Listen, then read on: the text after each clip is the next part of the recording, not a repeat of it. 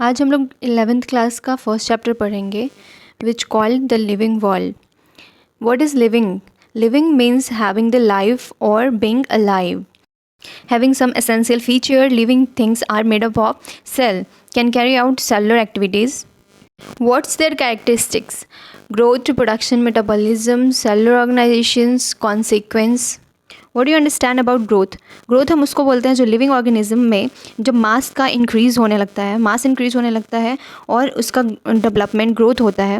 और सेकेंडली जब ग्रोथ होता है तो वो सर्टेन एज तक ही होता है, क्योंकि उसका सेल डिवीज़न होना बंद हो जाता है एक सर्टेन एज तक. और कुछ लिविंग थिंग्स और नॉन लिविंग थिंग ऐसे हैं जो कि ग्रो करते ही रहते हैं, जैसे mountain. Growth is not also defining character. What do you understand about the reproduction? Reproduction, it means reproduce young ones of the living organism.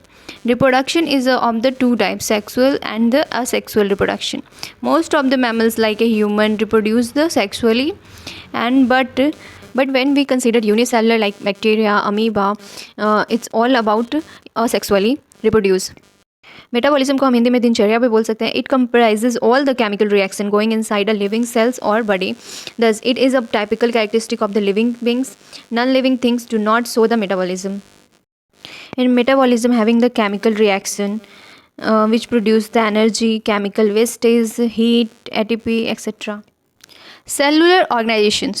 Cellular organization is a typical made up of the cell. Then after cell makes tissue, tissue makes organs, organ makes organ system makes a organism.